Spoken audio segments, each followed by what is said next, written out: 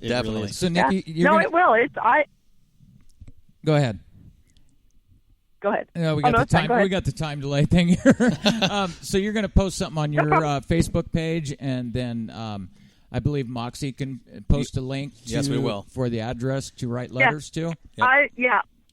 Okay. I will get that tomorrow. My laptop seems to be doing an update, and I don't know when it's going to be done. But I will repost, the next hearing, which is April 11th. I'll find that on the City of Banks page.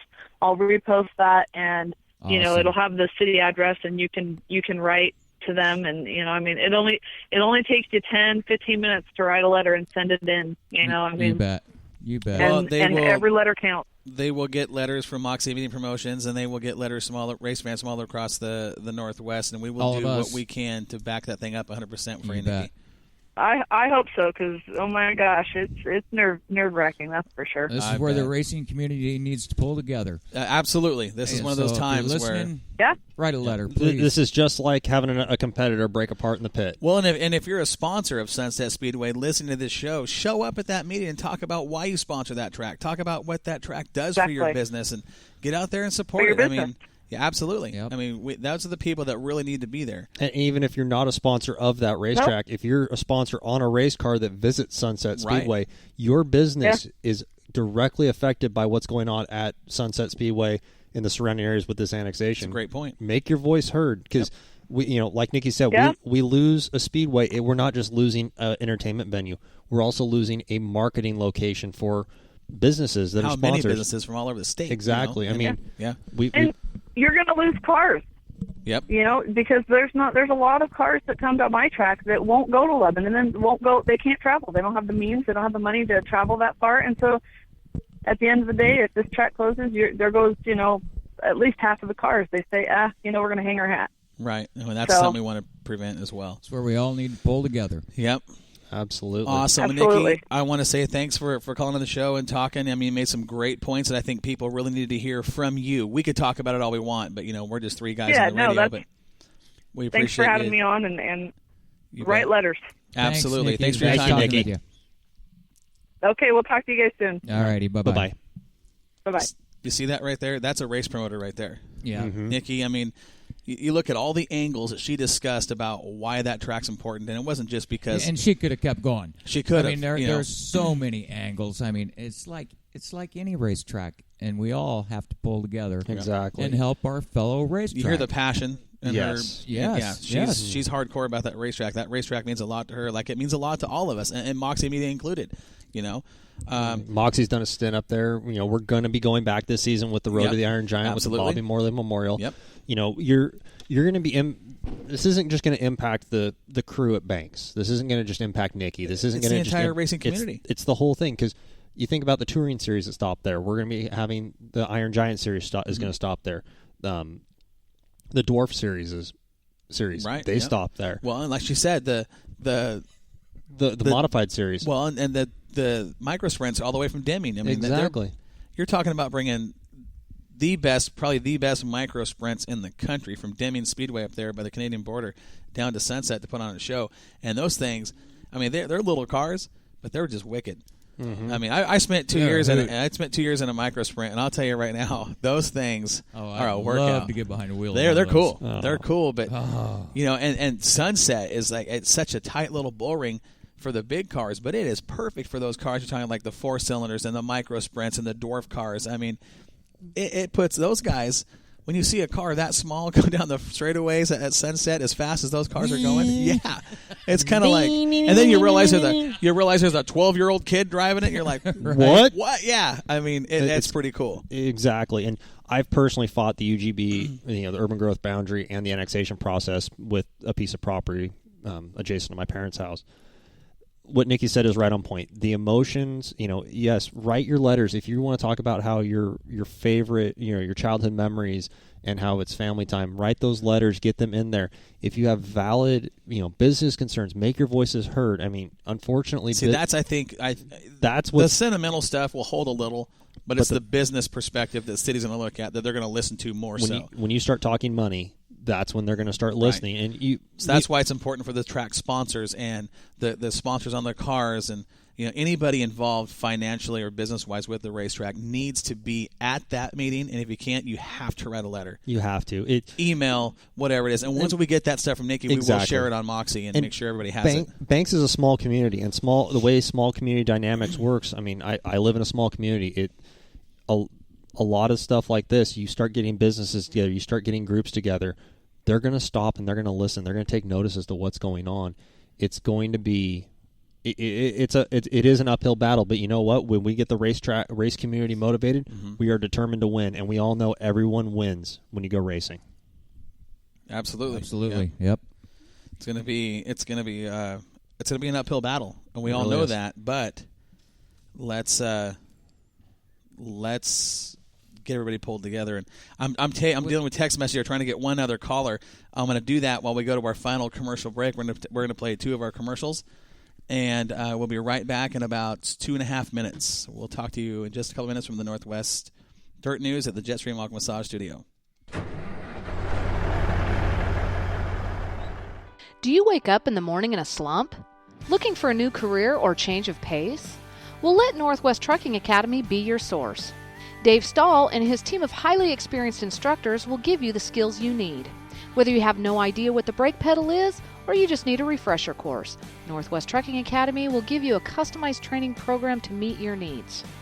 In as little as 4 weeks, you can be on your way across the country with your new career. Located on Highway 99 in Tangent, Oregon, Northwest Trucking Academy will get you ready for a new, fast-paced, and highly rewarding career. Give them a call at 541-248-3461 or look them up online at nwtruckingacademy.com. Classes start the first Monday of every month, and don't forget to use promo code MOXIE. That's MOXIE, and receive $100 off your tuition.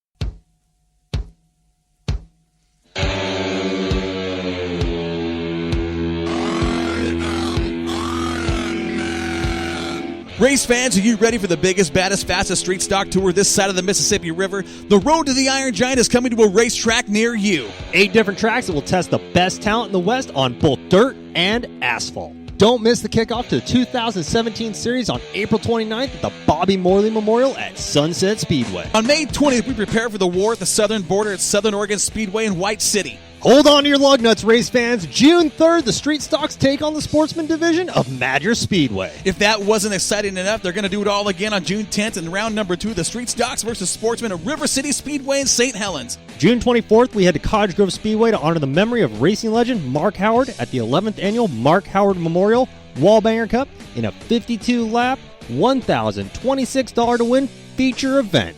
July 29th, things get hot and heavy when the dirt cars invade the asphalt at Douglas County Speedway.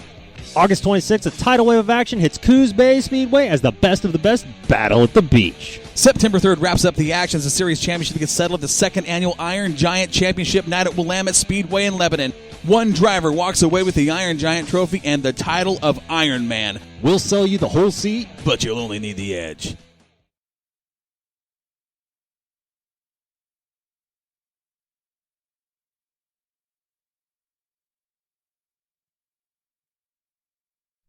Oh, man. That's fast. dude. That is no time to take a break, I'll tell you that. No, we got going faster, and then all of a sudden we're like, phones are blowing up, text messages coming in. We got some people stirred up over that Sunset Speedway deal, I'll tell you what. Yeah, well, take a look at this text. I can't read that on the air, but that's concerning Sunset. So, oh, man. So, like I said, tonight's show, a lot to talk about in a 2-hour time span. It's a tough deal. I mean, there's a lot of important stuff we talked about. Again, we're going to hit on the car show, so there are still spots available. Now, listen, we're going to do raffle prizes like we did last year, and we're going to raise some money. This year's money we're going to donate to the Shriners Hospital. Okay, is that going to be presented when we go up there? That's the plan. Okay. That's the plan, to present that check to them from Moxie Media and Promotions once we get there to help out that hospital. So, Yeah, you guys are laughing about that text. I know. Same thing here, Nikki. Yeah, exactly. Nikki, we feel your pain. We really do. I feel no pain. So I'm trying to get one final call in tonight from a big player in our game here in the Northwest, and I've got several people trying to get the information to him right now. So bear with me, dude.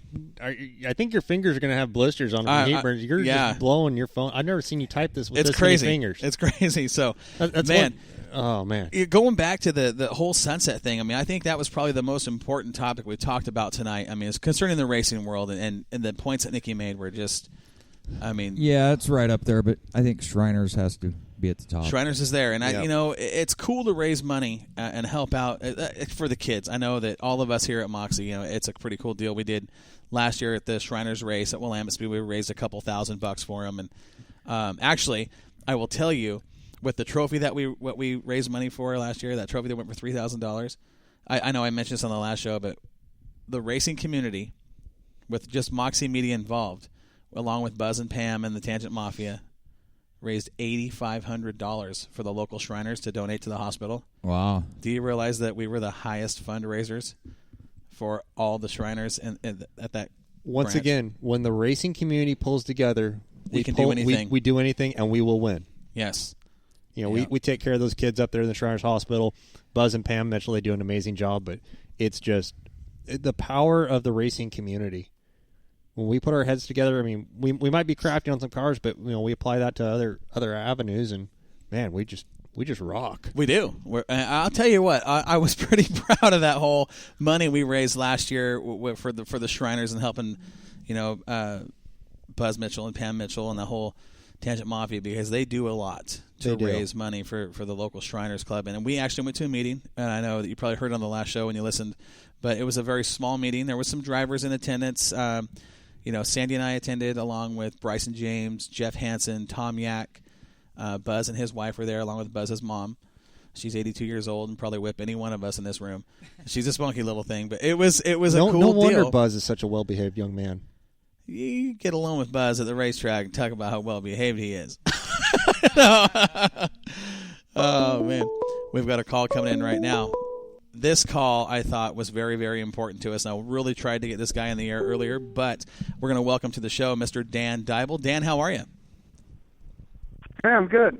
Good. Thanks for calling in, man. I appreciate your time. Can you hear us? Dan, are you there? Yeah, I am. Okay. I got you. Oh, yeah. So I wanted to talk to you about, and personally give from, I know you've heard it all week or, from the racing community, the thank yous for stepping up to Willamette Speedway with the Late Model Points Fund. I wanted to talk about how the whole thing came about, and was it just because Coos Bay spurred that situation with their big pot down there? And let's talk about the whole situation and how you guys came to an agreement on how to do that. Well, I think it was just a matter of for at least from my end of it, it's just a matter of I'm trying to do whatever I can to preserve good competitive late models in Oregon. And this is just the first step for me. Hopefully, I'm trying to get it to the point, if it's feasible for me, I want late models in Oregon to be like a staple. And I'm hoping that, Willamette steps up a little bit on their end, and that's where my heart is, because going to Arizona, and getting my butt whipped by Moyer and them guys that was enlightening to me. Yeah. I was like, we're way behind. We're way behind on this deal. So I want to get it to the point where I'm pushed every week to get that good. So that's where that got spurred from. So, and I'm willing to do it just pretty much where, anybody that wants to work with me to get it there, that's where I'm at. So, and I hope that all the drivers are kind of sharing the same thing. It's upsetting to me when guys, that are good have to leave Oregon just to get money, to go race because it's very expensive to go compete and be good at that. So it's just that's where my heart is. I want to get that here. Why have to drive